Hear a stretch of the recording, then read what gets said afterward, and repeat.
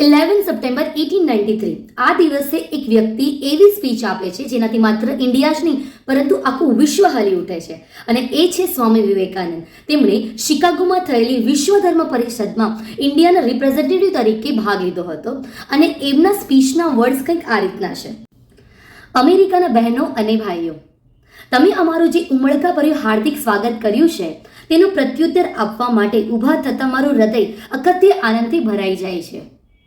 જગતના સૌથી વધુ પ્રાચીન સંન્યાસી વર્ગના નામે હું તમારો આભાર માનું છું. સર્વધર્મોની જનનીના નામે હું તમારો આભાર માનું છું અને તમામ વર્ગો અને પંથોના લાખો હિન્દુ લોકોના નામે હું તમારો આભાર માનું છું.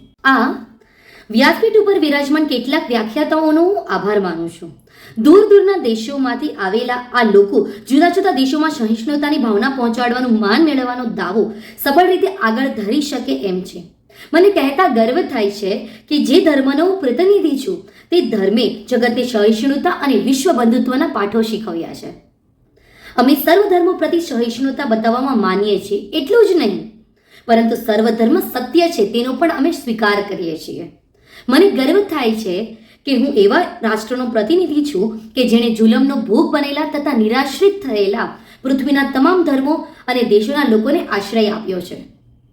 મને એ વાત કહેતા પણ અભિમાન થાય છે કે યહૂદી લોકોના એક પરમ શુદ્ધ વર્ગને અમે અમારી વચ્ચે જાળવી રાખ્યો છે. જે વર્ષે અત્યાચારી રોમન લોકોએ એના પવિત્ર મંદિરના ટુકડા કરી નાખ્યા તે જ વર્ષમાં એ વર્ગે દક્ષિણ ભારતમાં પ્રવેશ કર્યો અને અમારી છાયામાં આવીને તે વસ્યો.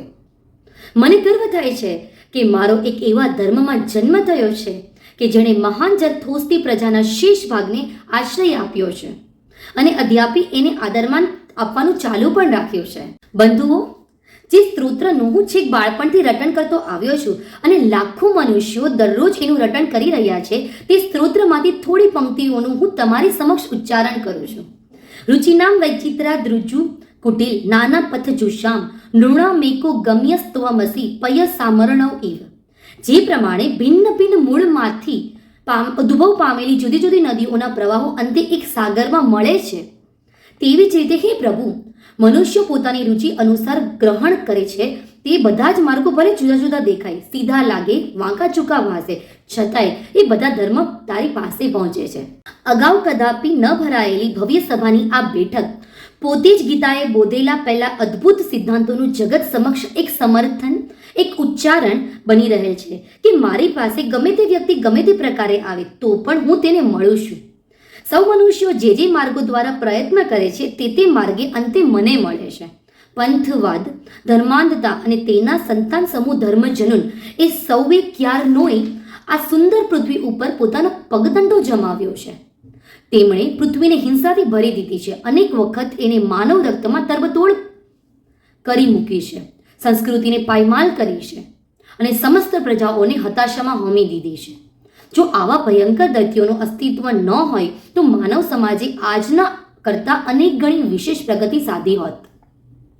પણ તેમનો સમય હવે ભરાઈ ચૂક્યો છે અને હું ખરા અંતઃકરણપૂર્વક આશા રાખું છું કે આ સભાના માનમાં આજે સવારે જે ઘંટ રણકી ઉઠ્યો તે ઘંટ દરેક પ્રકારના ધર્મજનોનો, કલમ અને તલવારથી ચાલતા તમામ અત્યાચારોનો અને સમાન ધ્યેયને પહોંચવા તથા મથતા મનુષ્યો વચ્ચે પ્રવર્તતી તમામ અનુદાર ભાવનાઓનો પણ મૃત્યુ ઘંટ નીવડી ઉઠે.